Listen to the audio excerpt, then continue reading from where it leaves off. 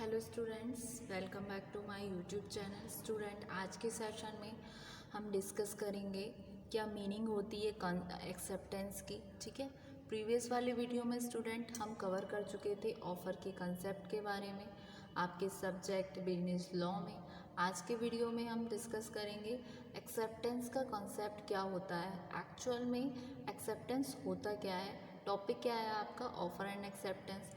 इससे पहले की वीडियो में स्टूडेंट हम डिस्कस कर चुके थे कि ऑफ़र क्या होता है, ऑफ़र के क्या क्या एसेंशियल एलिमेंट्स होते हैं रिगार्डिंग वैलिड ऑफ़र के। ठीक है, आज के वीडियो में हम डिस्कस करेंगे क्या कंसेप्ट होता है आपके एक्सेप्टेंस का। ठीक है, तो डिस्कस करते हैं student meaning of acceptance. Acceptance का मतलब क्या होता है?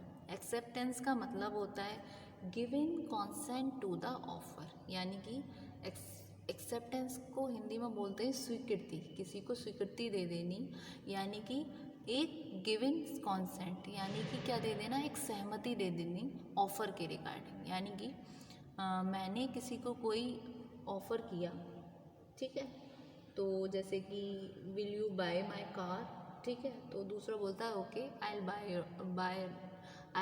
Bye your car. तो इसका मतलब है कि मैंने उसको बोला क्या तुम मेरी कार खरीदोगे, किसी पर्सन को बोला, तो दूसरा पर्सन बोला yes I am ready to buy your car, यानी कि उसने क्या दिया, उसने एक कंसेंट दे दिया, एक सहमति दे दी मेरे ऑफ़र को, तो वो कहला गया मेरा सिंपल सा एक्सेप्टेंस। ठीक है, ये एक एक्सप्रेशन है by the party A who is offeree of his willingness to be bound by the terms of the offer. ठीक है, तो कॉन्ट्रैक्ट एक्ट 1872 में सेक्शन 2B कहते हैं का a proposal when accepted becomes a promise. जब कोई प्रपोजल एक्सेप्टेड हो जाता है तो ये क्या बन जाता है, ये बन जाता है आपका प्रॉमिस।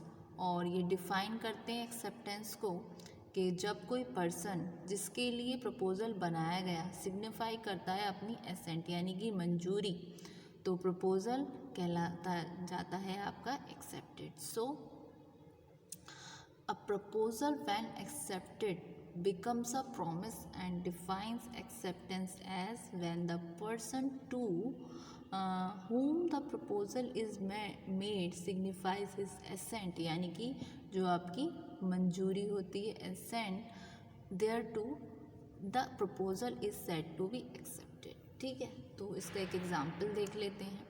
एग्जाम्पल क्या कहता है कि एग्जाम्पल देखते हैं,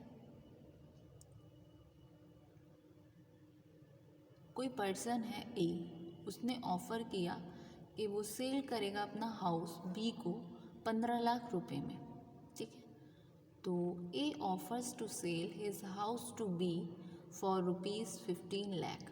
ठीक, B agrees to buy the house for ₹15 lakh. B क्या है, बी अग्री कर गया खरीदने के लिए उस हाउस को 15 लाख रुपए में। ठीक है, then B act is an acceptance of offer party E. तो बी ने कैसा बिहेव किया, बी ने एक्ट किया एक तरीके से कि वो एक्सेप्टेंस कर रहा है ऑफ़र को पार्टी ए के। ठीक है, तो पार्टी ए ने भाई क्या किया, पार्टी ए ने ऑफ़र किया सेल करने के लिए उसका हाउस। ठीक है, जैसे ये पर्सन ए है, ये हुआ आपका पार्टी फर्स्ट पार्टी। ठीक, और ये हुई आपकी सेकंड पार्टी। इसने उसको ऑफ़र करा सेल करने के लिए अपनी हाउस 15 लाख रुपए में। ठीक, तो ये ऑफरर हो गया, ये वाला पर्सन ऑफरर है, और बी ने उस चीज़ को एक्सेप्ट कर लिया, तो ये हुआ बी एक्सेप्टर। तो बी ने जो इसके ऑफ़र को जो सहमति दी है, जो मंजूरी दी है, वो कहलाया जाएगा उसका, ये जो दी वो कहलाया जाएगा उसका एक्सेप्टेंस। तो ये हुआ मीनिंग ऑफ एक्सेप्टेंस और कॉन्सेप्ट ऑफ एक्सेप्टेंस। ठीक है, अब चलिए इससे आगे डिस्कस करते हैं। एक्सेप्टेंस का कंसेप्ट क्लियर किया, अब हम डिस्कस करते हैं क्या रिक्वायरमेंट होती है एक वैलिड एक्सेप्टेंस के लिए। तो सबसे पहली रिक्वायरमेंट आती है with in proper time, proper समय में हो।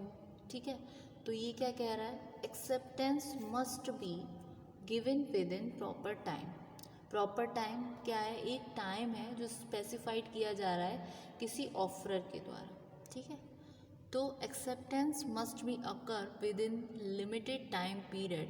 No lots of time required for accepted any offer. If there is any conflict, then the court has decided about the time period of acceptance. ठीक है, तो जो length है reasonable time की वो डिटरमाइंड होगी कोर्ट के द्वारा अगर कोई केस होता है किसी कॉन्फ्लिक्ट का उस सिचुएशन। ठीक है, तो ये हुआ आपका विद इन प्रॉपर टाइम, ये एक रिक्वायरमेंट होती है वैलिड एक्सेप्टेंस के लिए। ठीक, फिर नेक्स्ट आता है must be communicated. Must be communicated क्या है, जो आपका ऑफ़र है जो एक्सेप्टेंस है वो आपकी कम्युनिकेटेड होनी चाहिए। कम्युनिकेटेड क्या है, ये डिफ़ाइन करती है डेफिनेशन को एक्सेप्टेंस की सेक्शन 2B में। ठीक है, if there is any contract, अगर कोई कॉन्ट्रैक्ट है हैपन हो रहा है between two parties under which one party offer anything to another party.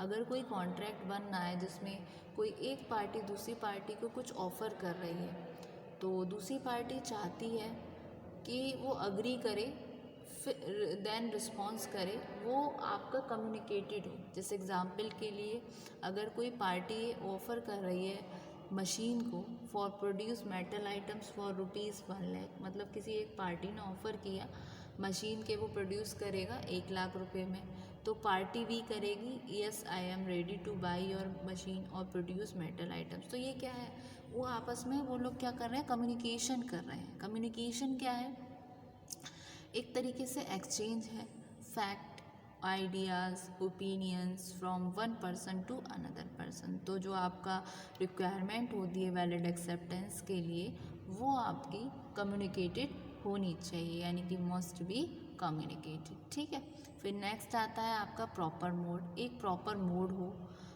Parties का जो क्रिएट कर रहे हैं लीगल कॉन्ट्रैक्चुअल रिलेशनशिप को। ठीक है, जैसे कि चैनल्स के थ्रू अपनी बात पहुंचानी है या फिर पर्सनल मैसेज के थ्रू, इलेक्ट्रॉनिक चैनल्स कौन सा लिया जाए, लेटर्स हो या मेमोरेंडम हो। तो there must be proper mode between parties to create a contractual relationship. It may be in the sense of personal message, electronic channels, letters, memorandum. ठीक है, नेक्स्ट है आपका once rejected can not accepted, यानी कि अगर एक बार जब rejection हो गया किसी ऑफ़र का किसी मैनर में, तो ये एंड हो गया उस ऑफ़र का। और एक ऑफ़र अगर एक बार रिजेक्टेड हो गया तो वह दोबारा से एक्सेप्टेड नहीं किया जा सकता। जैसे एग्ज़ाम्पल के लिए कोई पर्सन है जो सोहन है, एक एग्ज़ाम्पल लेते हैं, एक सोहन है और दूसरा पर्सन है प्रदीप। सोहन और प्रदीप हैं, तो सोहन क्या है, ये रिक्रूटर हो गए, उन्होंने पार्टी ए को ऑफ़र किया कोई जॉब। ठीक है, उन्होंने कोई पार्टी ए है उसको ऑफ़र किया जॉब 7,000 रुपीज़ में। ठीक है, ऑफ पार्टी बी, मतलब सोहन हो गए आपके पार्टी ए, वो पार्टी बी हो गई आपकी प्रदीप, जिसको उन्होंने ऑफ़र किया 7,000 की जॉब के लिए, जिसका नाम प्रदीप है। But B party is not agree, B party जो है वो अग्री नहीं है करने में इन 7,000 रुपये में। ठीक है, तो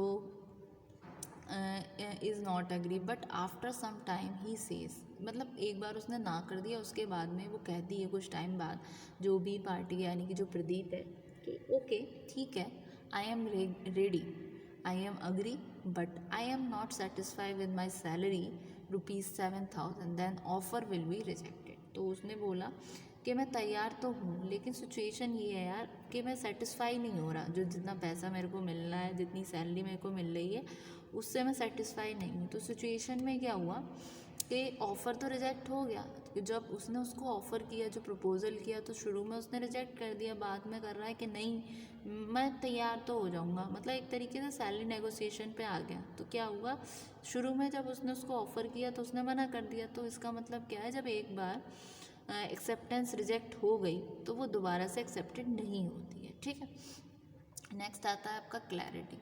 तो जिस तरीके से कम्युनिकेशन है कि एक प्रॉपर मोड हो कम्युनिकेशन का, उसी तरीके से क्या है, एक प्रॉपर क्लैरिटी होनी चाहिए। मतलब जितने भी फैक्ट एंड फिगर्स हैं वो छुपे हुए नहीं, सारी चीज़ें प्रॉपर तरीके से हों, जिससे कि लोग उस चीज़ को समझ पाएँ, सारे मैटर्स आपके क्लियर होने चाहिए, रिटन फॉर्मेट में होनी चाहिए, राइटिंग एक प्रॉपर वे में होनी चाहिए, क्योंकि it is must to hide any matter. अगर हमने कोई हाइड किया कोई मैटर, कोई एग्रीमेंट, तो कम्युनिकेशन आपकी क्लियर नहीं रहेगी।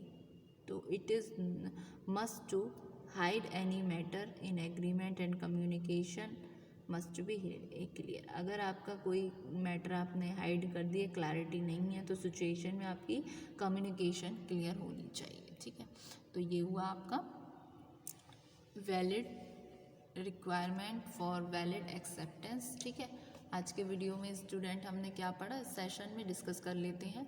सबसे पहले रिक्वायरमेंट था किसी वैलिड एक्सेप्टेंस के लिए कि ये आपका विद इन प्रॉपर टाइम होना चाहिए। ठीक, कि ऐसा नहीं है कोई किसी भी समय पे कुछ भी हो, एक लिमिटेड टाइम पीरियड फिक्स होता है। एक्सेप्टेंस एक अकर होता है एक लिमिटेड टाइम पीरियड में, बहुत ज़्यादा टाइम की इतनी रिक्वायरमेंट नहीं होती है एक्सेप्ट ऑफ़र को एक्सेप्ट करने के लिए।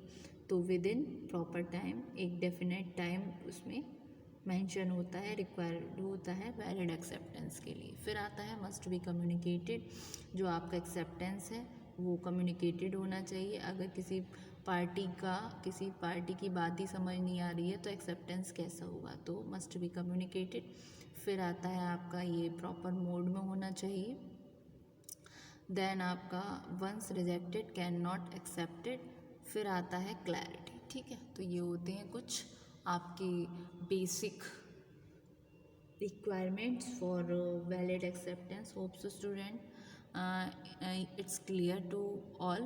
So if you have any query then please discuss to me and I'll suggest you about this.